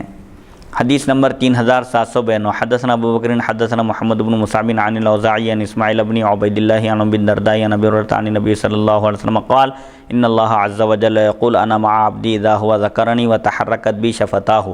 ابو ہریرہ رضی اللہ عنہ سے روایت، انہوں نے نبی کریم صلی اللہ علیہ وسلم سے روایت کی، آپ نے فرمایا یقیناً اللہ بزرگ و برتر فرماتا ہے، میں اپنے بندے کے ساتھ ہوتا ہوں جب وہ مجھے یاد کرتا ہے اور میری وجہ سے اس کے دونوں ہونٹ حرکت میں آتے ہیں۔ یعنی جب بندہ ہونٹوں کو حرکت دیتا ہے، مجھے یاد کرتا ہے، میرا ذکر کرتا ہے تو میں بندے کے ساتھ ہوتا ہوں۔ اللہ کی معیت سے کیا مراد ہے یہاں پر؟ اللہ بندے کے ساتھ ہوتا ہے، یعنی اللہ کی مدد اور اس کی نصرت بندے کے شامل حال ہوتی ہے۔ جو بندہ اللہ کا ذکر کرتا ہے، اپنے ہونٹوں کو حرکت دیتا ہے، زبان سے ذکر کرتا ہے تو اللہ تعالیٰ اس بندے کی مدد فرماتا ہے اور اس کی مرادیں بر لاتا ہے، اس کی حاجتوں کی تکمیل فرماتا ہے۔ بہرحال یہ خوشخبری ہے جو اپنے مالک اور مولا کو یاد رکھتے ہیں، اس کا ذکر کرتے ہیں، اس کی نعمتوں کا شکر بجا لاتے ہیں اور اس کی طرف سے پہنچنے والی مصیبتوں پر صبر کرتے ہیں، یہ ان کے لیے عظیم خوشخبری ہے۔ حدیث نمبر 3793، حدثنا ابو بکر حدثنا زید بن الحباب اخبرنی معاویہ بن صالح اخبرنی عمرو بن قیس الکندی عن عبد اللہ بن بصر ان اعرابیا قال لرسول اللہ صلی اللہ علیہ وسلم ان شرائع الاسلام قد كثرت علی فانبئنی منها بشیء اتشبث به قال لا يزال لسانك رطبا من ذکر اللہ عز وجل۔ عبداللہ بن بصر سے روایت ہے کہ ایک بدوی دیہاتی نے رسول اللہ صلی اللہ علیہ وسلم سے عرض کیا، یقیناً اسلام کے احکام مجھ پر کثیر ہو چکے، بہت ہو چکے، یعنی بہت سارے احکام ہیں اسلام کے، نماز 5 وقتہ نماز ادا کرنا ہے، روزے رکھنا ہے رمضان کے، صاحب استطاعت ہو تو حج کرنا ہے اور صاحب نصاب ہو تو زکوٰۃ دینا ہے۔ بہرحال بہت سارے ایسے احکام ہیں، آپ مجھے ان میں سے ایک ایسی چیز بتائیے جس کو میں مضبوطی سے تھام لوں، جس کا دامن میں مضبوطی سے تھامے رکھوں۔ تو آپ صلی اللہ علیہ وسلم نے فرمایا تمہاری زبان ہمیشہ اللہ بزرگ و برتر کے ذکر سے تر رہے، یعنی تمہاری زبان پر ہمیشہ اللہ کا ذکر جاری رہے۔ اسلام کے احکام تو بہت سارے ہیں، نمازوں کی پابندی ہو، بنیادی جو فرائض ہیں، جو فرض عین ہیں، جیسے نماز ہے، ہر فرد پر فرض ہے، نماز کا اہتمام ہو، روزہ ہے، بلا عذر شرعی روزہ چھوڑنا گناہ کبیرہ ہے، کوئی عذر نہ ہو تو روزہ رکھنا ہے، ضروری ہے، فرض ہے۔ ان تمام کے ساتھ ہمیشہ اپنی زبان پر اللہ کا ذکر جاری رکھو، یہ تمہارے لیے سب سے اہم چیز ہے، ذکر کا دامن تمہارے ہاتھ سے چھوٹنے نہ پائے۔ تو بہرحال یہ ایک جامع اور عظیم نصیحت ہے کہ بندہ اٹھتے بیٹھتے، چلتے پھرتے، سوتے جاگتے اور خلوت میں، جلوت میں، لیل و نہار میں، اپنی نشست برخاست میں ہمیشہ اللہ بزرگ و برتر کا ذکر کرتے رہے، اس کی تعریف اور توصیف کرتے رہے، اس کی بزرگی بیان کرتے رہے۔ یہ چیز اس کے لیے کامیابی کی کنجی ہے، کامیابی کی ضمانت ہے۔ سبحان اللہ سبحان اللہ۔ حدیث نمبر 3794، باب فضل لا الہ الا اللہ، لا الہ الا اللہ پڑھنے کی فضیلت کا بیان کہ اللہ کے سوا کوئی عبادت کے لائق نہیں۔ حدثنا ابو بکر حدثنا الحسین بن علی عن حمزة الزیات عن ابی اسحاق عن الاغر ابی مسلم انه شهد على ابی هریرة وابی سعید انهما شهدا على رسول الله صلی اللہ علیہ وسلم قال اذا قال العبد لا الہ الا اللہ واللہ اکبر قال يقول الله عز وجل صدق عبدی لا الہ الا انا وانا اکبر وإذا قال العبد لا إله إلا الله وحده قال صدق عبدي لا إله إلا أنا وحدي وإذا قال لا إله إلا الله لا شريك له قال صدق عبدي لا إله إلا أنا ولا شريك لي وإذا قال لا إله إلا الله له الملك وله الحمد قال صدق عبدي لا إله إلا أنا لي الملك ولي الحمد وإذا قال لا إله إلا الله ولا حول ولا قوة إلا بالله قال صدق عبدي لا إله إلا أنا ولا حول ولا قوة إلا بي قال وإسحاق ثم قال الأغر شيئا لم أفهمه قال فقلت لأبي جعفر ما قال فقال من رزقهن عند موته لم تمسه النار۔ رسول اللہ صلی اللہ علیہ وسلم نے ارشاد فرمایا جب بندہ کہتا ہے لا الہ الا اللہ واللہ اکبر، اللہ کے سوا کوئی عبادت کے لائق نہیں اور اللہ سب سے بڑا ہے، آپ صلی اللہ علیہ وسلم نے فرمایا اللہ بزرگ و برتر فرماتا ہے جب بندہ یہ کہتا ہے تو اللہ بزرگ و برتر فرماتا ہے میرے بندے نے سچ کہا، میرے سوا کوئی عبادت کے لائق نہیں اور میں ہی سب سے بڑا ہوں۔ اور جب بندہ کہتا ہے لا الہ الا اللہ وحدہ، اللہ کے سوا کوئی عبادت کے لائق نہیں، وہ تنہا ہے، یکتا ہے، تو آپ نے فرمایا یعنی اللہ تعالیٰ فرماتا ہے صدق عبدی، میرے بندے نے سچ کہا، میرے سوا کوئی عبادت کے لائق نہیں، میں تنہا ہوں، یکتا ہوں، میرا کوئی شریک نہیں۔ اور جب بندہ کہتا ہے لا الہ الا اللہ لا شریک لہ، اللہ کے سوا کوئی معبود برحق نہیں، کوئی عبادت کے لائق نہیں، اس کا کوئی شریک نہیں، تو اللہ تعالیٰ نے فرمایا کہ صدق عبدی، بندہ میرے بندے نے سچ کہا کہ میرے سوا کوئی عبادت کے لائق نہیں اور میرا کوئی شریک نہیں۔ اور جب بندہ کہتا ہے لا الہ الا اللہ لہ الملک ولہ الحمد، اللہ کے سوا کوئی عبادت کے لائق نہیں، اسی کے لیے بادشاہت ہے اور اسی کے لیے حمد و ثنا سزاوار ہے، تو اللہ تعالیٰ فرماتا ہے کہ میرے بندے نے سچ کہا، میرے سوا کوئی عبادت کے لائق نہیں، میرے لیے ہی بادشاہت ہے اور میرے لیے ہی تعریف اور توصیف ہے۔ اور جب بندہ کہتا ہے لا الہ الا اللہ ولا حول ولا قوة الا باللہ، اللہ کے سوا کوئی عبادت کے لائق نہیں اور نہیں ہے نیکی اور گناہ سے بچنے کی طاقت اور نیکی کرنے کی قوت صرف اللہ کی توفیق سے ہے، جب بندہ یہ کہتا ہے تو اللہ تعالیٰ فرماتا ہے کہ میرے بندے نے سچ کہا، میرے سوا کوئی عبادت کے لائق نہیں اور گناہ سے بچنے اور نیکی کرنے کی طاقت صرف میری ہی توفیق سے ہے۔ یعنی جس کو اللہ تعالیٰ گناہوں سے محفوظ رکھے وہی گناہوں سے محفوظ رہ سکتا ہے، اور جس کو اللہ تعالیٰ کار خیر کی توفیق دے وہی کار خیر انجام دے سکتا ہے۔ کار خیر یعنی نیکی کے کام، نیک کام کی اللہ جس کو توفیق دے وہی کر سکتا ہے۔ بندے کو غرور اور تکبر نہیں کرنا چاہیے نیکیاں کر کے، کیونکہ یہ نیکی کرنے کی توفیق اور سعادت اور طاقت بھی اللہ ہی نے عطا کی ہے۔ اللہ کا شکر بجا لانا چاہیے کہ اس نے ہم کو گناہوں سے بچنے کی توفیق اور نیکیاں کرنے کی توفیق عطا فرمائی۔ ابو اسحاق نے کہا پھر اگر راوی نے ایک چیز بیان کی جس کو میں نہیں سمجھ سکا تو انہوں نے کہا کہ میں نے ابو جعفر سے پوچھا کہ انہوں نے ان کلمات کے بعد کیا کہا، تو ابو جعفر نے کہا کہ انہوں نے کہا کہ جس کسی کو یہ کلمات اس کی موت کے وقت عطا کیے جائیں تو اس کو دوزخ نہیں چھوئے گی، یعنی جو انتقال سے پہلے ان کلمات کا ورد کرے گا، اللہ کی وحدانیت کا اقرار کرے گا، اس کے سب سے بڑے ہونے کی گواہی دے گا اور شریک کی اس سے نفی کرے گا، یعنی اللہ کا کوئی شریک نہیں ہے، اسی کے لیے تعریف ہے، اسی کے لیے بادشاہت ہے۔ یہ جب ثنائی دعائیہ یہ جو کلمات ہیں جس میں اللہ تعالیٰ کی حمد و ثنا کا ذکر ہے، جو کوئی بندہ اپنے انتقال کے وقت یہ کلمات کہتا ہے تو وہ دوزخ کے عذاب سے محفوظ رہے گا، دوزخ اس کو چھو بھی نہیں سکے گی۔ سبحان اللہ سبحان اللہ۔ حدیث نمبر 3795 حدثنا ہارون بن اسحاق الحمدانی حدثنا محمد بن عبد الوهاب عن مسعر عن اسماعیل بن ابی خالد عن الشعبی عن یحیی بن طلحہ عن امہ سعداء المریہ قالت مر عمر بطلحہ بعد وفاة رسول اللہ صلی اللہ علیہ وسلم فقال ما لك کئیبا اساءتك امرۃ ابن عمک قال لا ولكن سمعت رسول اللہ صلی اللہ علیہ وسلم يقول انی اعلم کلمۃ لا يقولها احد عند موته الا كانت نورا لصحیفته وان جسده وروحه ليجدان لها روحا عند الموت فلم اسأله حتى توفي قال انا اعلمها هي التي اراد عمه عليها ولو علم ان شيئا انجا له منها لامره۔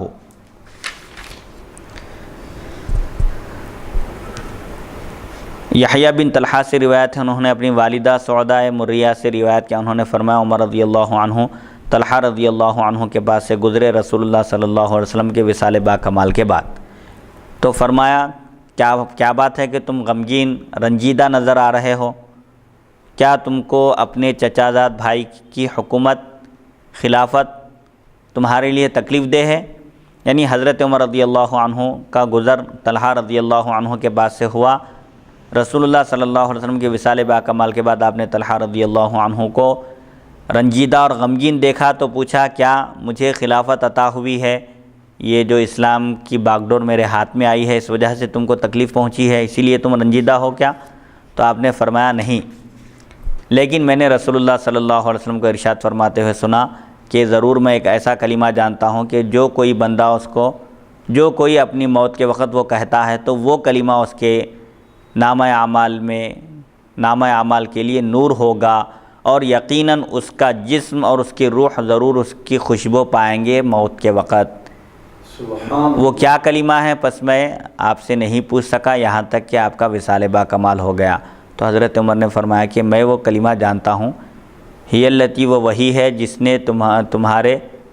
چچا کا اس پر ارادہ کیا، اور اگر ان کو معلوم ہوتا کہ اس سے بھی بڑھ کر اگر کوئی چیز نجات دینے والی ہوتی تو ضرور وہ اس کا حکم دیتے۔ یعنی حضرت طلحہ رضی اللہ عنہ کے سامنے حضور صلی اللہ علیہ وسلم نے ایک بات بیان کی تھی کہ جو کوئی وہ کلمہ کہے گا اپنے انتقال کے وقت تو وہ کلمہ اس کے لیے روشنی کا سبب بنے گا، قیامت کی تاریکیوں میں اس کے کام آئے گا، اور اس کا اثر صرف قیامت میں ہی ظاہر نہیں ہوگا بلکہ انتقال کے وقت بھی وہ اس کلمے کے ورد کرنے والے کا جسم اور اس کی روح بھی موت کے وقت اس کی خوشبو پائیں گے۔ لیکن وہ کیا کلمہ تھا میں نہیں پوچھ سکا، اسی وجہ سے مجھے غم ہے کہ وہ کیا بات ہے۔ تو حضرت عمر نے فرمایا کہ وہ کلمہ میں جانتا ہوں۔ وہ کلمہ کیا ہے؟ یہ اوپر جو کلمات گزرے ہیں، لا الہ الا اللہ، لا الہ الا اللہ واللہ اکبر، یہ کلمات ہیں بہرحال جس میں اللہ تعالیٰ کی تعریف، توصیف، تمجید، بزرگی اور اس کی وحدانیت اور تمام عیوب اور نقائص سے منزہ اور پاک ہونے کا ذکر ہے۔ حدیث نمبر 3796، حدثنا عبد الحمید بن بیان الواسطی وحدثنا خالد بن عبداللہ عن یونس عن حمید بن ہلال عن حسان بن الکاہل عن عبد الرحمن بن سمرۃ عن معاذ بن جبل قال قال رسول اللہ صلی اللہ علیہ وسلم ما من نفس تموت تشهد ان لا الہ الا اللہ وانی رسول اللہ یرجع ذلك الى قلب موقن الا غفر اللہ لها۔ معاذ بن جبل رضی اللہ عنہ سے روایت، انہوں نے فرمایا رسول اللہ صلی اللہ علیہ وسلم نے ارشاد فرمایا جو کوئی نفس انتقال کرتا ہے یہ گواہی دیتے ہوئے کہ اللہ کے سوا کوئی عبادت کے لائق نہیں اور یہ کہ میں اللہ کا رسول ہوں، وہ اس کو لے کر لوٹتا ہے ایک یقین رکھنے والے قلب کی طرف تو اللہ تعالیٰ اس کی مغفرت فرما دیتا ہے۔ اس حدیث شریف میں یہ بات بتائی جا رہی ہے کہ جو کوئی انتقال کے وقت اس بات کی گواہی دیتا ہے کہ اللہ کے سوا کوئی عبادت کے لائق نہیں اور حضور صلی اللہ علیہ وسلم اللہ کے رسول ہیں، اور اس کے دل میں اس بات کا یقین ہوتا ہے، یعنی صدق دل کے ساتھ پورے یقین کے ساتھ جب یہ گواہی دیتا ہے اللہ کے ایک ہونے کی اور رسول اللہ صلی اللہ علیہ وسلم کی رسالت کی، تو اس کی مغفرت اللہ تعالیٰ فرما دیتا ہے۔ اب یہ انتقال کے وقت کہنے سے کیا مراد ہے؟ اگر کسی کو اس بات کا اندازہ ہو جائے پہلے سے وہ غیر مسلم ہے، کافر ہے، اور انتقال کے جب موت کے وقت جب آثار اور نشانیاں ظاہر ہو جائے اس وقت اگر وہ کلمہ پڑھے گا تو اس کا ایمان معتبر نہیں ہوگا، بلکہ انتقال سے پہلے اس کو کلمہ پڑھنا چاہیے۔ اب جب وہ موت کو اپنے سامنے دیکھ رہا ہے تو اللہ کے ایک ہونے کی گواہی دے رہا ہے، ایسا نہیں ہونا چاہیے، پہلے سے ہی اس کو متنبہ ہو کر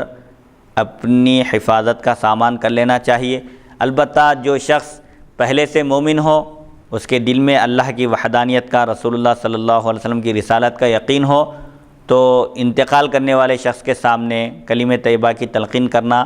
مستحب ہے، اصرار نہیں کرنا چاہیے، کیونکہ وہ موت کی سختی ایسی ہوتی ہے کہ اس وقت اصرار کرنے پر آدمی جھنجھلا جاتا ہے، اکتاہٹ کا شکار ہو جاتا ہے، غصے میں آ کر خدا نخواستہ اگر وہ کلمہ پڑھنے سے انکار کر دے تو کفر پر اس کا خاتمہ ہوگا۔ اسی لیے میت کے سامنے جس کے انتقال کا وقت قریب آ جائے، سکرات کا عالم ہو اور اندازہ ہو جائے کہ اب اس کا وقت آ گیا ہے، تو ایسے شخص کے سامنے کلمہ طیبہ کا ورد کرنا چاہیے آواز کے ساتھ، بلند آواز سے، لیکن اس کو پڑھنے کی تلقین نہیں کرنا چاہیے، اور اگر کوئی ایک مرتبہ پڑھ لے اور خاموش ہو جائے تو اس پر اصرار نہیں کرنا چاہیے کہ روح نکلنے تک پڑھتے رہو، اس طرح نہیں کہنا چاہیے۔ یہ جب کوئی بندہ پڑھتا ہے تو اس کی مغفرت یقینی ہے، انتقال کے وقت اگر تجدید کر لے کلمے کی تو اور اچھی بات ہے، ورنہ پہلے سے جب مومن ہے تو اس کو دوبارہ پڑھنے کی ضرورت نہیں ہے، لیکن اگر آخری کلمہ اس کا لا الہ الا اللہ محمد رسول اللہ ہو تو اور بہت بہتر ہے، اس کی مغفرت یقینی ہے۔ حدیث نمبر 3797 حدثنا ابراہیم بن المنذر الحزامی حدثنا زکریا بن منظور حدثنی محمد بن عقبہ عن ام ہانی ان قالت قال رسول اللہ صلی اللہ علیہ وسلم لا الہ الا اللہ لا يسبقها عمل ولا تترك ذنبا۔ ام ہانی رضی اللہ عنہا سے روایت انہوں نے فرمایا رسول اللہ صلی اللہ علیہ وسلم نے ارشاد فرمایا لا الہ الا اللہ سے کوئی عمل نہ آگے بڑھ سکتا ہے اور نہ ہی لا الہ الا اللہ کا کلمہ کسی گناہ کو چھوڑ سکتا ہے۔ یعنی لا الہ الا اللہ یہ ایک ایسا عمل ہے کہ اس کے مقابلے میں کوئی کلمہ وزن نہیں رکھتا، اور جو کوئی صدق دل سے سچے دل کے ساتھ لا الہ الا اللہ کہتا ہے تو اس کے تمام گناہ بخش دیے جاتے ہیں۔ گناہ سے مراد گناہ صغیرہ ہے۔ احادیث شریفہ میں جہاں بھی گناہ کا ذکر آتا ہے وہاں پر عام طور پر گناہ صغیرہ ہی مراد ہوتا ہے، کیونکہ گناہ کبیرہ یہ مومن کی شان نہیں ہے کہ مومن سے گناہ کبیرہ سرزد ہو، اور اگر سرزد بھی ہو جائے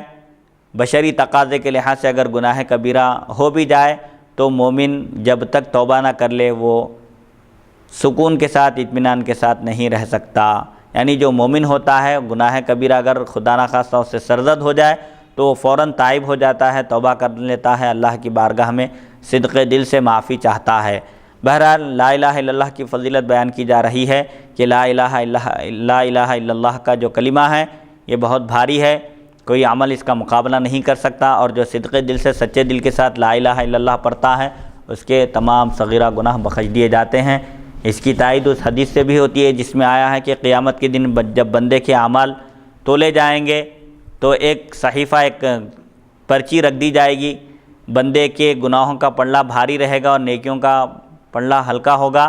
تو اس وقت نیکیوں کے پلڑے کو بھاری کرنے کے لیے اللہ تعالیٰ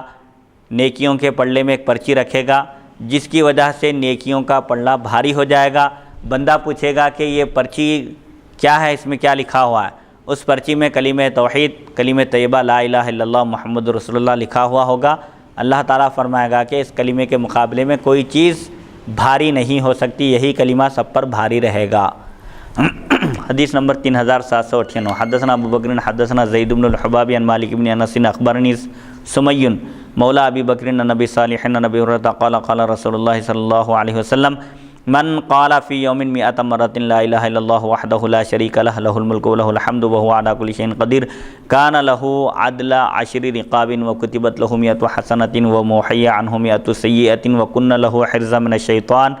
سائر یومہ الی اللیل ولم یأتی احد بافضل مما اتی بہ الا من قال اکثر۔ ابو ہریرہ رضی اللہ عنہ سے روایت انہوں نے فرمایا رسول اللہ صلی اللہ علیہ وسلم نے ارشاد فرمایا جو کوئی دن میں 100 مرتبہ لا الہ الا اللہ وحدہ لا شریک لہ لہ الملک ولہ الحمد وہو علی کل شیء قدیر پڑھے تو اس کے لیے 10 غلاموں کو آزاد کرنے کے برابر اجر و ثواب لکھا جائے گا، اور اس کے لیے 100 نیکیاں لکھی جائیں گی، اور اس کے 100 گناہ مٹا دیے جائیں گے، اور وہ کلمات اس کے لیے شیطان سے حفاظت کا ذریعہ بنیں گے اس کے تمام دن رات تک۔ یعنی اگر کوئی دن میں چہرم کلمہ پڑھ لے لا الہ الا اللہ وحدہ لا شریک لہ لہ الملک ولہ الحمد وہو علی کل شیء قدیر، اللہ کے سوا کوئی عبادت کے لائق نہیں، وہ یکتا ہے، وہ تنہا ہے، اس کا کوئی شریک نہیں، اسی کے لیے بادشاہت ہے اور اسی کے لیے تعریف ہے، اور وہ ہر ایک چیز پر قدرت رکھتا ہے۔ جو کوئی صبح دن میں یہ کلمات 100 مرتبہ پڑھے گا تو اس کو اللہ تعالیٰ اپنے فضل و کرم سے 10 غلاموں کو آزاد کرنے کے برابر اجر و ثواب عطا فرمائے گا، اور اس کے نامہ اعمال میں 100 نیکیاں لکھی جائیں گی، اور اس کے 100 گناہ مٹا دیے جائیں گے، بخش دیے جائیں گے، اور ان کلمات کی برکت سے وہ شیطان کے مکر و فریب اور اس کی دسیسہ کاریوں اور اس کے وسوسوں سے محفوظ رہے گا، اللہ کی حفاظت میں رہے گا۔ کب تک؟ دن میں پڑھے گا تو رات تک محفوظ رہے گا، اور کوئی بھی اس سے افضل عمل کرنے والا نہیں ہوگا مگر وہ شخص جو کثرت سے اس کا ورد کرے۔ سبحان اللہ۔ یعنی مطلب یہ ہے کہ جو شخص روزانہ 100 مرتبہ چہرم کلمہ پڑھتا ہے اس کے لیے عظیم خوشخبری ہے، 10 غلاموں کو آزاد کرنے کے برابر اجر و ثواب، 100 نیکیاں اور 100 گناہوں کی بخشش، اور صبح سے شام تک شیطان سے حفاظت ہوگی، اور یہ سب سے بہترین عمل ہے، اور چاہے کوئی بھی کتنا ہی عمل کر لے وہ اس کا مقابلہ نہیں کر سکتا۔ البتہ اگر کوئی شخص ان کلمات کا کثرت سے ورد کرے گا، 100 مرتبہ سے زیادہ پڑھے گا، تو وہ شخص اس سے آگے بڑھ سکتا ہے۔ بہرحال یہ بڑی اہم چیز ہے کہ چہرم کلمے میں اللہ کی وحدانیت کا ذکر ہے، اس کی یکتائیت کا ذکر ہے، اور اس سے شریک کی نفی ہے، اور بادشاہت کا بھی اقرار ہے کہ اللہ ہی حقیقی معنی میں مالک و مختار ہے، بادشاہ ہے، وہی تعریف کے لائق ہے، اور وہ ہر چیز پر قدرت رکھتا ہے۔ تو اس طرح کا اہتمام کرنے والے کے لیے اللہ تعالیٰ یہ عظیم خوشخبریاں رکھا ہے کہ اجر و ثواب بھی زیادہ ملے گا، اور شیطان کے مکر و فریب سے بھی وہ محفوظ رہے گا۔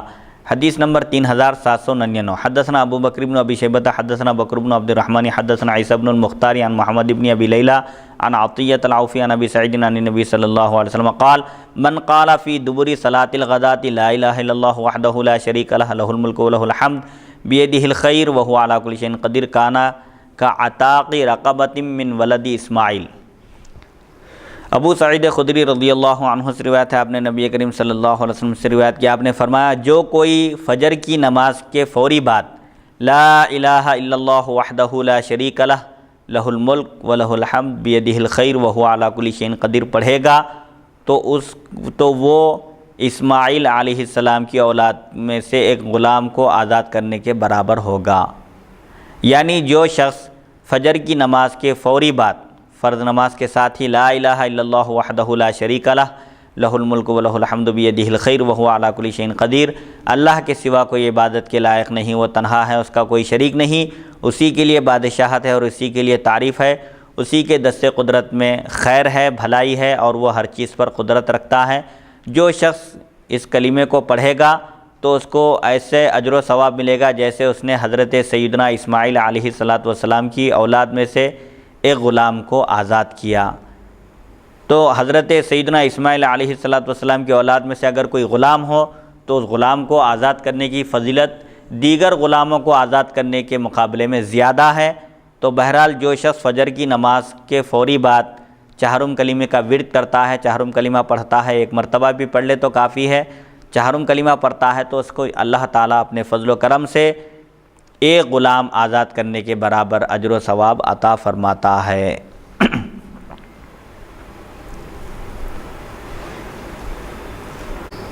حدیث نمبر 3800، باب فضل الحامدین، حمد بیان کرنے والوں کی فضیلت کا بیان۔ حدثنا عبد الرحمن بن ابراہیم الدمشقی حدثنا موسیٰ بن ابراہیم بن کثیر بن بشیر بن الفاکہی قال سمعت طلحة بن خراش ابن عم جابر قال سمعت جابر بن عبد اللہ یقول سمعت رسول اللہ صلی اللہ علیہ وسلم یقول افضل الذکر لا الہ الا اللہ وافضل الدعاء الحمد للہ۔ جابر بن عبداللہ رضی اللہ عنہ سے روایت ہے، فرماتے ہیں میں نے رسول اللہ صلی اللہ علیہ وسلم کو ارشاد فرماتے ہوئے سنا، سب سے زیادہ فضیلت والا ذکر لا الہ الا اللہ ہے، اور سب سے فضیلت والی دعا الحمدللہ ہے۔ ذکر تو یوں تو کئی طرح کے ہیں، ذکر کی کئی قسمیں ہیں، لیکن سب سے زیادہ فضیلت والا ذکر لا الہ الا اللہ، اللہ کی وحدانیت کا جس میں اقرار ہے، اللہ کے معبود برحق ہونے کا، یہ سب سے افضل بہترین ذکر ہے، اور سب سے بہترین دعا الحمدللہ ہے۔ ہر حال میں اللہ کا شکر بجا لانا یہ اللہ کو پسند ہے۔ حدیث نمبر 3801، حدثنا ابراہیم بن المنذر الحزامی حدثنا صدقۃ بن بشیر مولی العمریین قال سمعت قدامۃ بن ابراہیم الجماحی یحدث انه كان يختلف الى عبد الله بن عمر بن الخطاب وهو غلام وعليه ثوبان معصفران قال فحدثنا عبد الله بن عمر ان رسول الله صلى الله عليه وسلم حدثهم ان عبدا من عباد الله قال یا رب لک الحمد کما ینبغی لجلال وجهک ولعظیم سلطانک فعضلت بالملکین فلم یدریا کیف یکتبانها فصعدا الى السماء وقالا یا ربنا ان عبدک قد قال مقالة لا ندری کیف نکتبها قال اللہ عز وجل وهو اعلم بما قال عبده ماذا قال عبدي قال یا ربی انه قال یا ربی لك الحمد كما ينبغي لجلال وجهك وعظيم سلطانك فقال الله عز وجل لهما اكتباها كما قال عبدي حتى يلقاني فاجزيه بها۔ عبداللہ بن عمر رضی اللہ عنہما نے بیان کیا کہ رسول اللہ صلی اللہ علیہ وسلم سے ان سے یعنی صحابہ سے بیان کیا کہ اللہ کے بندوں میں سے ایک بندے نے کہا اے میرے پروردگار تیرے لیے ہی تعریف ہے جیسے تیری ذات کی بزرگی اور تیری سلطنت کی بزرگی کے مناسب ہے، یعنی تیرے لیے ایسی تعریف ہے جیسے تیری شان کے لائق ہو اور تیری عظیم سلطنت کے شایان شان ہو۔ تو یہ کلمہ فرشتوں کے لیے مشکل معلوم ہوا، پس وہ نہیں جانے کہ اس کو کیسے لکھیں، یعنی اس کلمے کا کیا اجر و ثواب ہونا چاہیے فرشتوں کو معلوم نہیں ہوا، ان کو سمجھ میں نہیں آیا کہ بندے نے جب کہا کہ یا ربی لک الحمد کما ینبغی لجلال وجہک ولعظیم سلطانک، یعنی اللہ ہی کے لیے تعریف ہے جیسے اس کی ذات کے جو تعریف لائق ہو، شایان شان، یعنی اللہ کی ذات کے لحاظ سے جیسے اس کی تعریف ہونا چاہیے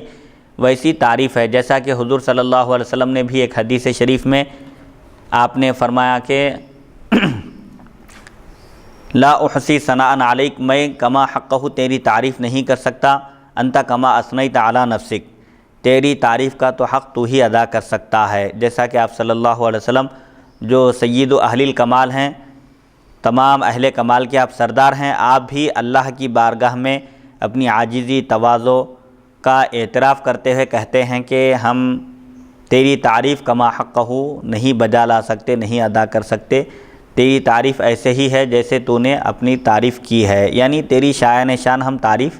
کرنے سے قاصر ہیں، مجبور ہیں، ہم ادا نہیں کر سکتے، کما حقہ تعریف کا حق ہم سے ادا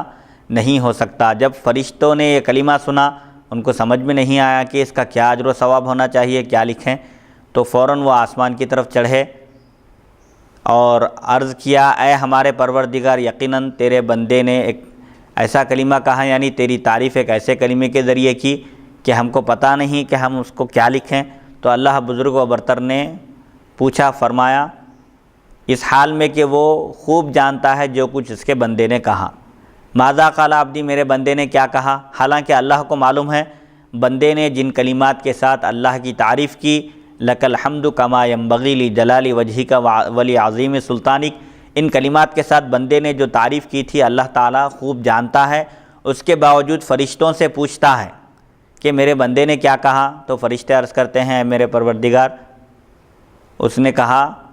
یا ربی لک الحمد کما ینبغی لجلال وجہک وعظیم سلطانک، یعنی اے میرے پروردگار تیرے لیے ہی حمد و ثنا ہے جیسا کہ تیری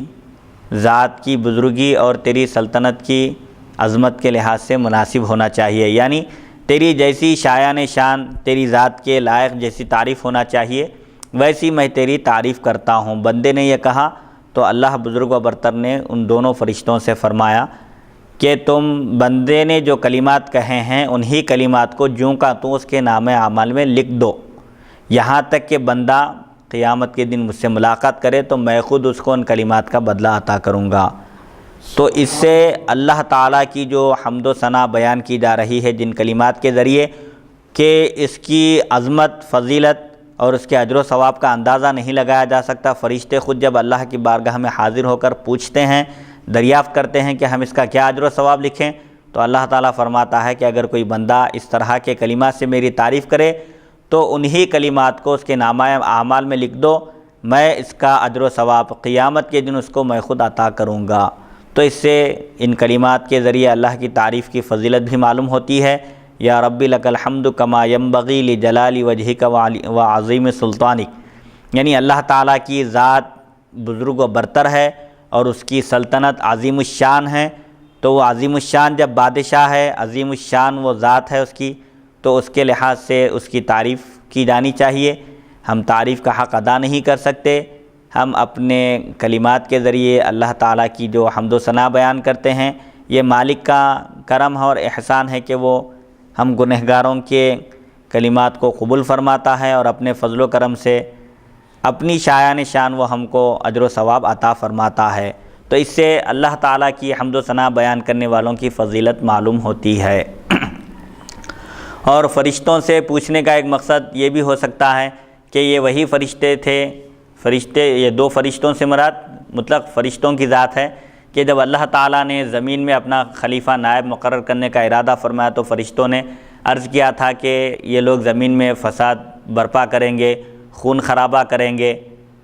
تو اللہ تعالیٰ خود فرشتوں کی زبان سے اب یہاں پر اس بات کا اقرار کرا رہا ہے کہ جن بندوں کے بارے میں انہوں نے کہا تھا کہ یہ خون ریزی کریں گے، خون خرابہ کریں گے، فساد برپا کریں گے، نظام عالم کو درہم برہم کریں گے، وہی بندے میری حمد و ثنا بیان کر رہے ہیں۔ اب فرشتے خود اپنی زبان سے اقرار کریں گے کہ جن بندوں کے بارے میں ہم نے کہا تھا وہ تو اللہ کے مقرب اور محبوب بندے ہیں۔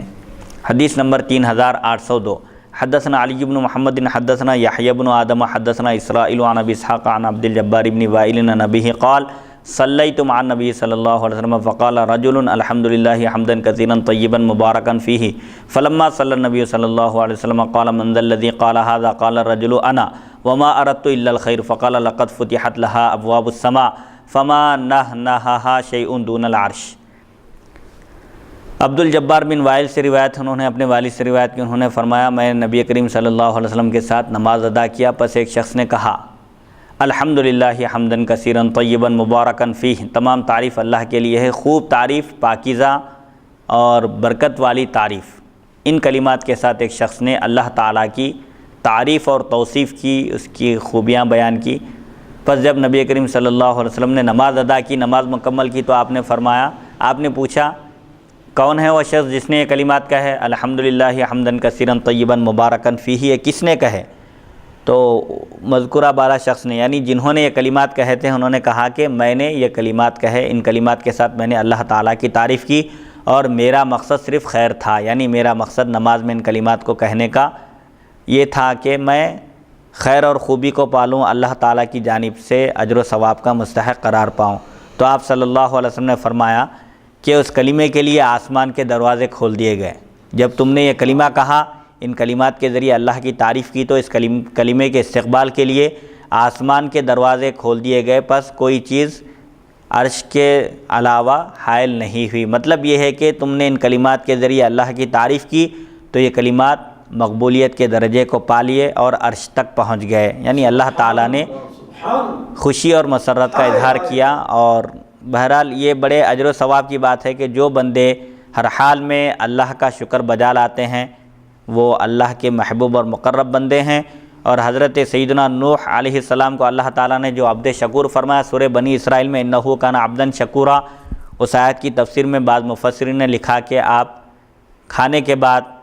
اور پانی پینے کے بعد الحمدللہ کہا کرتے تھے۔ مطلب یہ ہے کہ جو بندہ اللہ کی نعمتوں پر الحمدللہ کہتا ہے، شکر بجا لاتا ہے، اللہ تعالیٰ اس کو عظیم اجر سے سرفراز فرماتا ہے اور اس سے خوشی کا اظہار فرماتا ہے۔ بہرحال ہر حال میں اللہ کا شکر بجا لانا چاہیے۔ حدیث نمبر 3803 حدثنا ہشام بن خالد الازرق و ابو مروان حدثنا الولید بن مسلم حدثنا زہیر بن محمد عن منصور بن عبد الرحمن عن امہ صفیہ بنت شیبۃ عن عائشہ قالت کان رسول اللہ صلی اللہ علیہ وسلم اذا رأى ما يحب قال الحمد للہ الذی بنعمتہ تتم الصالحات واذا رأى ما یکرہ قال الحمد للہ علی کل حال۔ عائشہ صدیقہ رضی اللہ عنہا سے روایت ہے، آپ نے فرمایا رسول اللہ صلی اللہ علیہ وسلم جب کوئی پسندیدہ چیز دیکھتے تو فرماتے تمام تعریف اس اللہ کے لیے ہے جس کی نعمت کی وجہ سے نیکیاں اپنے اختتام کو پہنچتی ہیں، یعنی نیکیاں اپنے منزل مقصود تک پہنچتی ہیں، مکمل ہوتی ہیں۔ اور جب آپ کوئی ناپسندیدہ ناگوار شے دیکھتے تو کہتے الحمدللہ علی کل حال، ہر حال میں اللہ کے لیے تعریف ہے۔ یعنی کوئی اچھی چیز دیکھیں، کوئی مرضی اور منشے کے موافق کوئی بات ہو، کوئی کام ہو تو اس وقت الحمدللہ الذی بنعمتہ تتم الصالحات کہنا چاہیے، یعنی تمام تعریف اس اللہ کے لیے ہے جس کے انعام و اکرام کی وجہ سے یہ عمل انجام دیا گیا، یعنی اللہ کی توفیق اور اس کی مرضی سے اور اس کی مدد شامل حال ہونے کی وجہ سے یہ خیر اور خوبی کا کام مکمل ہوا ہے، ورنہ یہ ہمارے بس کی بات نہیں تھی۔ یعنی کوئی بھی کار خیر ہو، نیکی کا کام ہو، اللہ کی توفیق اور اس کی مدد سے وہ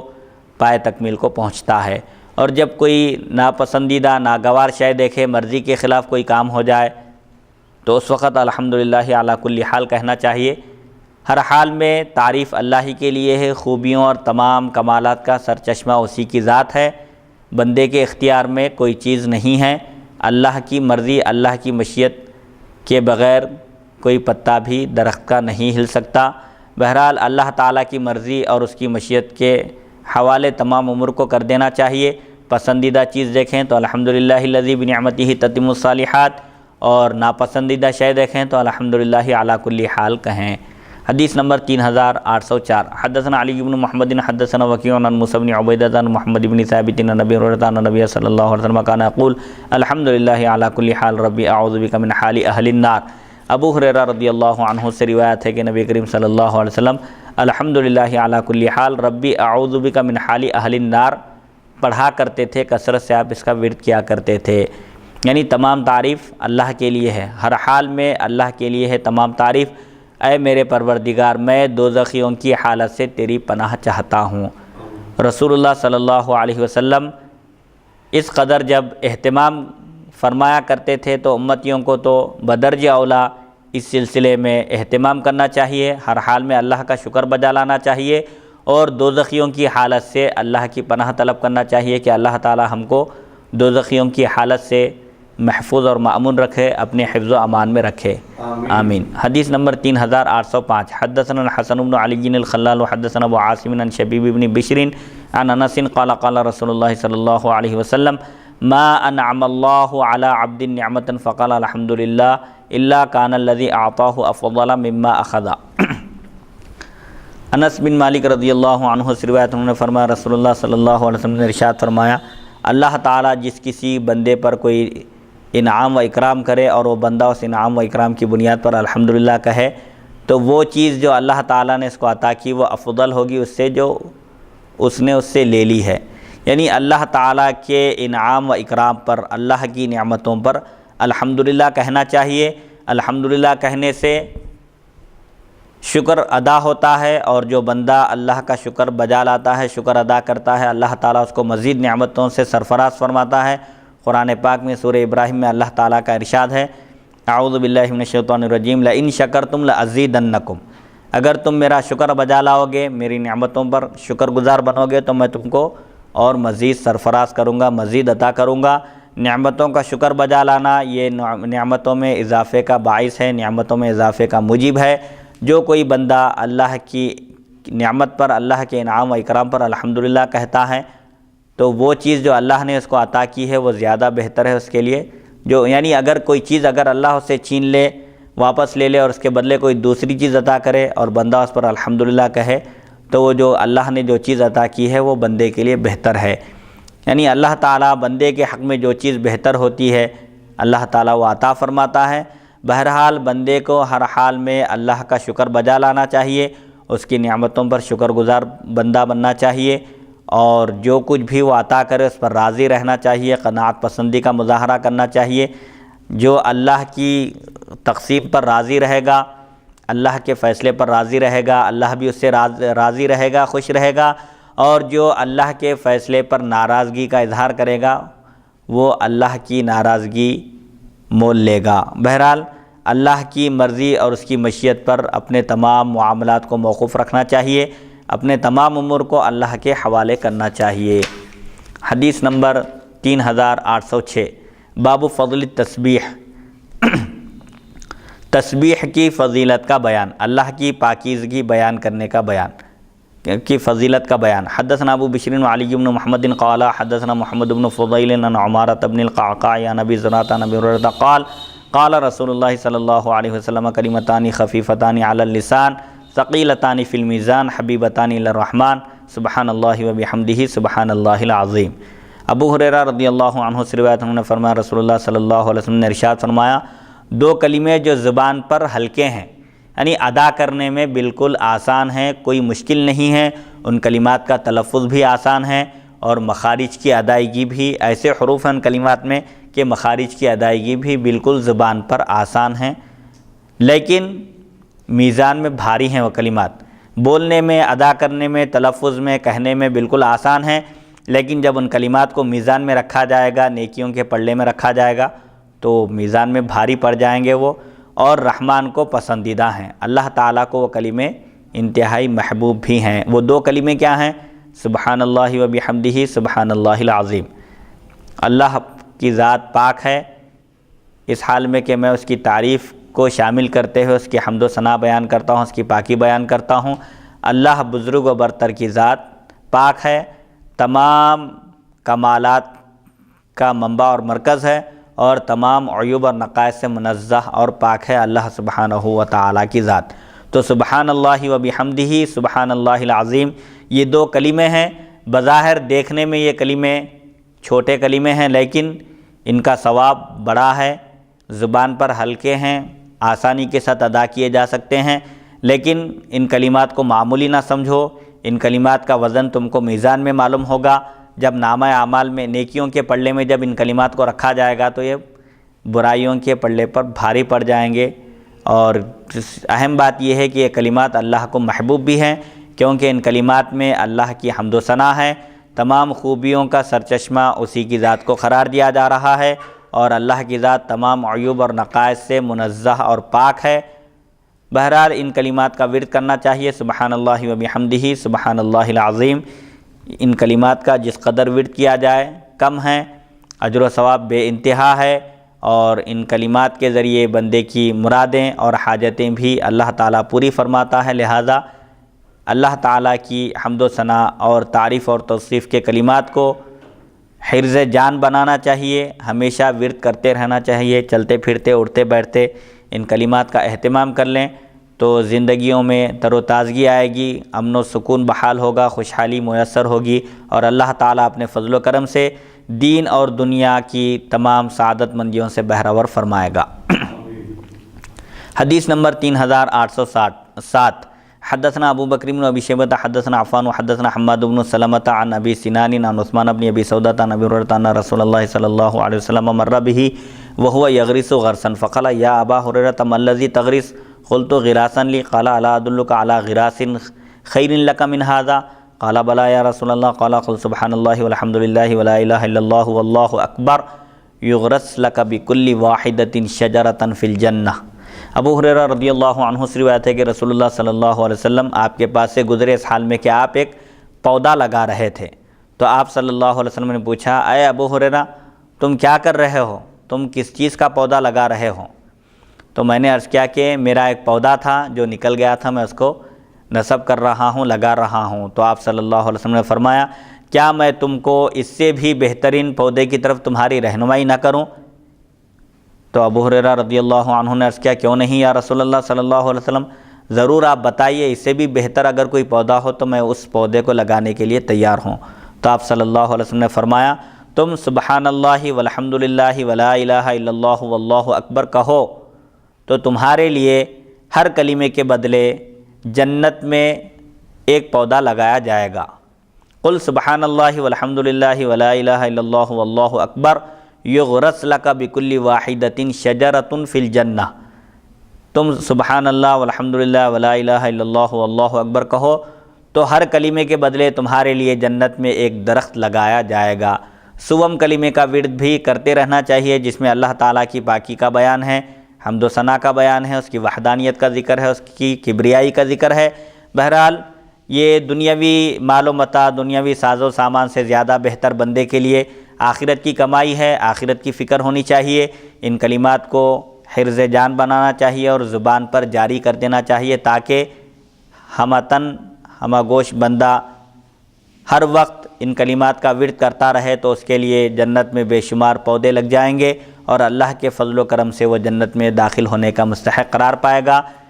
اس حدیث شریف سے سوم کلمے کی فضیلت کا بھی اظہار ہوتا ہے کہ جو بندہ سوم کلمے کا ورد کرے گا، کثرت سے اس کا اہتمام کرے گا، تو ہر کلمے کے بدلے، یعنی سبحان اللہ کے بدلے ایک درخت، اور الحمدللہ کے بدلے ایک درخت، اور لا الہ الا اللہ کے بدلے ایک درخت، اور اللہ اکبر کے بدلے ایک درخت اس کے لیے جنت میں لگایا جائے گا۔ تو بہرحال جو ان کلمات کا اہتمام کرے گا، ورد کرے گا، صدق دل سے ان کلمات کو پڑھتا رہے گا،